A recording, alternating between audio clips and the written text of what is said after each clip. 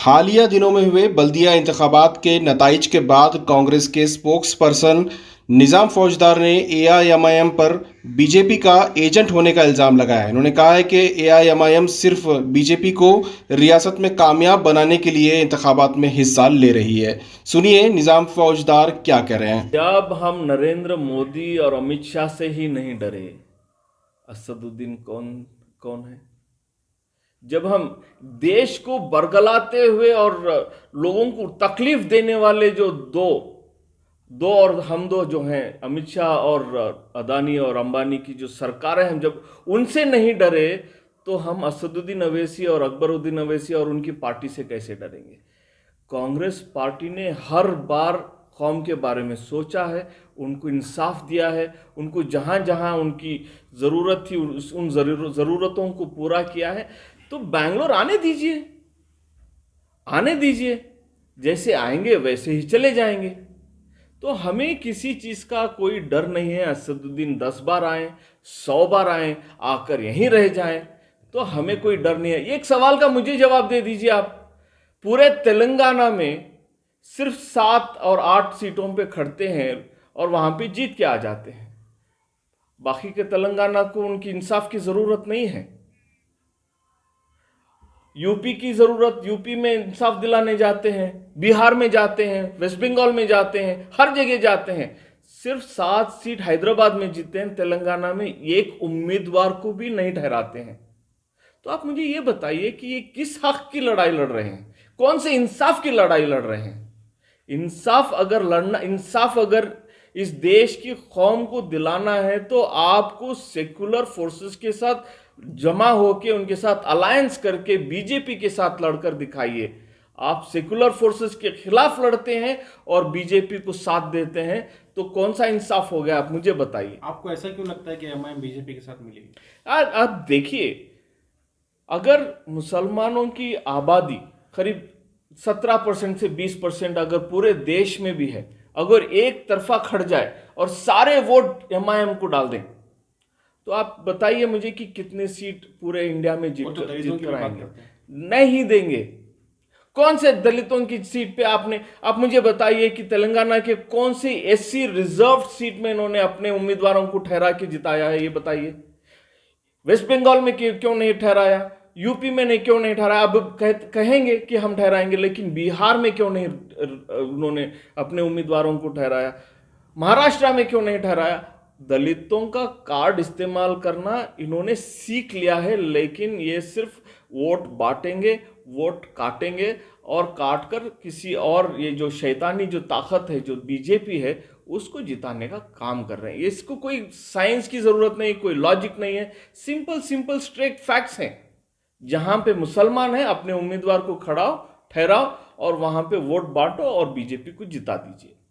तो ये कौन सा कौम का काम कर रहे हैं, मुझे बताइए। अगर असदुद्दीन साहब को अगर मुसलमानों के लिए लड़ना अगर उनको जरूरी समझता है, तो पहले आप अपनी विचारधारा को सही करिए और कहिए कि हम सेकुलर फोर्सेस के साथ खड़े रहेंगे, सेकुलर फोर्सेस के साथ खड़ के हम उनको मदद करेंगे और जहां पे हमें मदद की जरूरत है मदद लेंगे और बीजेपी को हराएंगे। लेकिन ये कहते हैं जहां पे अपोजिशन एक ताकत बनने लगती है, वहां पे ये जाते हैं कि मैं अकेले लड़ूंगा, मुसलमानों के हक के लिए लड़ूंगा। वो कौन सा हक, मुझे बताइए, बता दीजिए कौन सा हक है, कैसा होगा?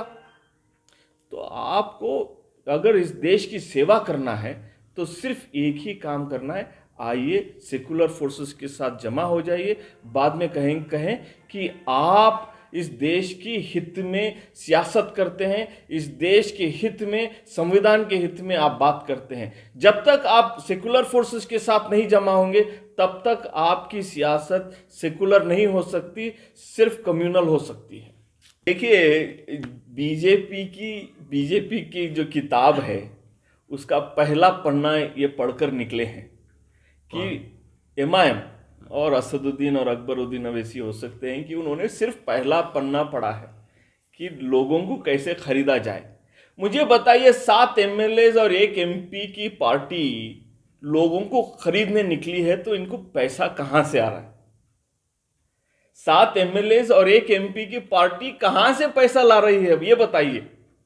उनका कहना है कि कांग्रेस के लीडर सिर्फ कांग्रेस हाईकमांड की गुलामी करते हैं, गुल- गुलामी से बाहर हैं। आप मुझे ये बताइए कि आपका कौन सा एमएलए है जो आपकी गुलामी नहीं करता है।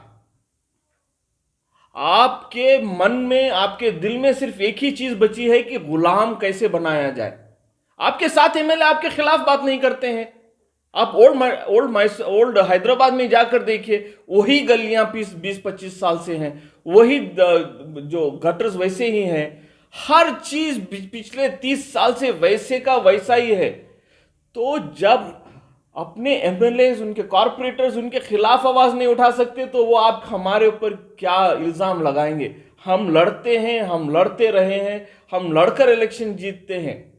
आप सिर्फ वहां बोर्ड हैदराबाद में अपना मजमा बना के, अपना दरबार बना के बैठे हैं। मैं कहता हूं कि आप वहीं पे रहिए, बाहर मत आइए, दूसरे लोगों को तकलीफ मत दीजिए। मुसलमान बहुत आज एम्पावर्ड हैं, एजुकेटेड हैं। आपकी ज़रूरत नहीं है कि हमें सिखाने की कि हमारा हक कैसा पाया जाए, हम कैसा इंसाफ लें। हमें आता है। कांग्रेस के लीडर्स बहुत स्ट्रांग हैं, बहुत ताकतवर है, बहुत दिमाग है, उनको एक बहुत बड़ा दिल है, जो कौम के लिए काम करने का एक जज्बा जो है उनमें नहीं आ सकता है। कैसे देखते हैं हालात को? देखिए, आने वाले वक्त में कांग्रेस पार्टी जिस दिशा में काम करने लगी है, पहली बात तो ये है कि देश के हालात को सुधारने के लिए जो सियासत करनी है उसके रास्ते में हम चलने लगे हैं। आज एमआईएम को हराना है या कोई दूसरी पार्टी को हराना है वो बात अलग है, लेकिन आज कांग्रेस पार्टी के सामने एक सबसे बड़ी चुनौती ये है कि बीजेपी को गद्दी से हटाना है। जहां पे कोई भी पार्टी बीजेपी जैसी पार्टी को सपोर्ट करती है या उनको मदद करती है, उस पार्टी को भी हराना एक ज़रूरी एक विकल्प हो जाता है कि कैसे इनको हराया जाए। मैंने आपके सवाल को समझ लिया है कि एमआईएम ने यहाँ पे खाता खोल रखा है, लेकिन आने वाले वक्त में जब असेंबली के इंतखाब होंगे तो आप देखेंगे कि कांग्रेस पार्टी उभर कर बीजेपी को भी शिकस्त देगी और यहाँ पे एमआईएम को जमने का एक मौका भी नहीं देगी। आज कर्नाटक की आवाम समझ गई है कि ऐसे बांटने वाली पार्टी जो आवाम को बांटती है, जो लोगों को बांटती है और बीजेपी को सपोर्ट करती है, ऐसी सियासत और ऐसी पार्टियों को दूर रखना यहाँ की कौम समझ गई है और सीख गई है। तो कहा यह जा रहा है कि कांग्रेस से इंसाफ नहीं मिल रहा है, इसीलिए मुसलमान एमआईएम का रुख कर रहे हैं। देखिए, एमआईएम, असदुद्दीन अवैसी साहब, इनको ना कोई देश की सियासत ज़रूरी है, ना मुसलमानों की सियासत ज़रूरी है, ना किसी की तरक्की की कोई फ़िक्र है इन्हें। आज अवैसी ब्रदर्स और एमआईएम को सिर्फ एक ही चीज़ की फ़िक्र है कि हम कैसे बचें।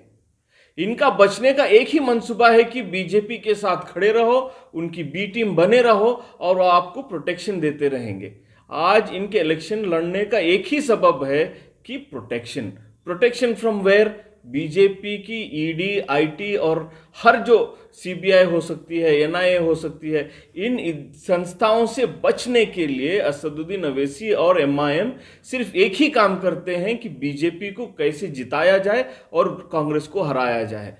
जब वो कहते हैं कि कोई मुसलमानों को यहाँ पे ना उनको क्या कहते हैं कि क्या उनको इंसाफ मिला है। आप अगर देखेंगे, जब सिद्धरामैया साहब की सरकार थी कर्नाटक में, उन्होंने 3,300 करोड़ का बजट माइनॉरिटी डिपार्टमेंट को दिया था। अगर आप आज देखें, जिसके साथ एमआईएम खड़ी है, वो जो बीजेपी है, उन्होंने 300 से कम कर दिया है। 90% फंड्स उन्होंने उठा लिया है, खत्म कर दिया है। तो ये कौन से इंसाफ की बात करते हैं असदुद्दीन अवैसी साहब?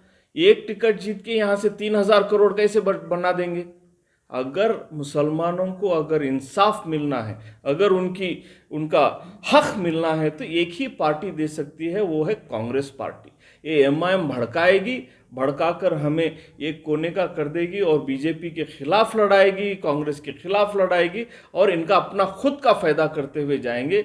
ये किसी अवाम के लिए नहीं, किसी रिलीजन के लिए नहीं, किसी के नहीं हो सकते। असदुद्दीन अवैसी और एमआईएम पार्टी ये सिर्फ अपने मफाद के लिए काम करते हैं। कांग्रेस ने अभी लोकल बॉडी इलेक्शंस के जो रिजल्ट आए हैं उस पर क्या जायजा लिया है, किस तरह से काम होगा? देखिए, हमने बहुत गहराई से इसकी एनालिसिस की है।